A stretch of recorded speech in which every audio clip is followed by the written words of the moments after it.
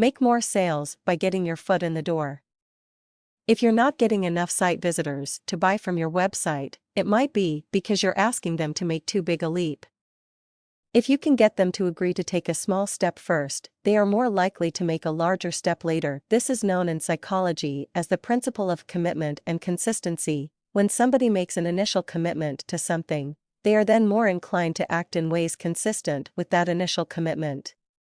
You can also think of this as the foot in the door technique, where a salesperson at a customer's front door just tries to get their foot in the door first. And that's the first step to, eventually, making a sale. This is very important to consider on your website, because website visitors are reluctant to take action, especially if it involves disclosing credit card details, personal information, or even just an email address.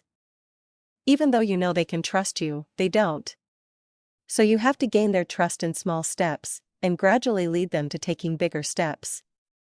Even a small initial commitment might be all it takes.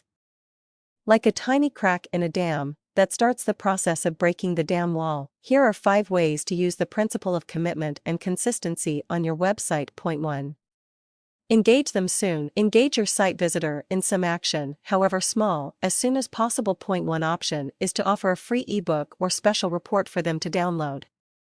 Don't ask for their name or email address in return for giving them the report, just make the report a free one-click download. Even better, engage them in something interactive, like a survey or self-assessment questionnaire. If you can persuade them to complete a questionnaire, you can make recommendations based on their results, and that leads them to the next step naturally. Point 2. Design a path through the site. Most websites don't have a clear path for site visitors to follow. They might provide some basic information on the home page, and the products accessible through the menu, but they haven't designed a clear path. This makes it difficult for the site visitor, because they don't know the best link to click at each step. Don't make this mistake. For each of your products and services, design a clear path from the home page to the order page.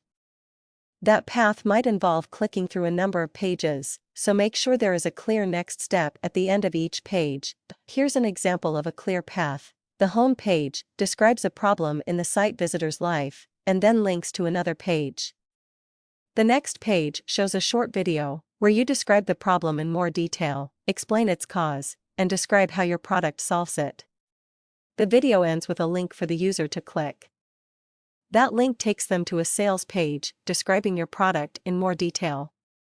It ends with a Buy Now button. The Buy Now button takes them to the order process. This is far more effective than just expecting your site visitor to find their own way around the site. You're leading them along a well-designed path, starting from very small steps. Point 3.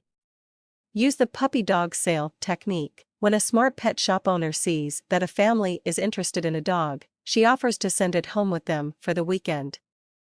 Of course, the family falls in love with the puppy over the weekend. This is the puppy dog sale technique. You can use the same principle on your website. Give it to the customer free of obligation, and take their credit card details, but tell them you won't process the transaction for, say, 30 days. Even if some people return the product, many more will keep it after trying it out. Point 4. Make it part of a collection. When a customer has one item in a collection, they naturally want to complete the collection. If it makes sense to turn your product into a collection or create a collection of related products, do this, and then offer the individual items to your customers over time. They will not only feel more inclined to buy the entire collection over time, they will appreciate you reminding them of new items. Point 5.